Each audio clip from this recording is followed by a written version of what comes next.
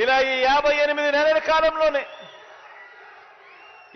58 నెలల కాలంలోనే ఎప్పుడూ జరగని విధంగా, ఎప్పుడూ చూడని విధంగా ఏకంగా 2,70,000 కోట్ల రూపాయలు 2,70,000 కోట్ల రూపాయలు నేరుగా మీ బిడ్డ బటన్ నొక్కడం, నా అక్క చెల్లెమ్మల కుటుంబాల ఖాతాల్లోకి నేరుగా వెళ్ళిపోవడం.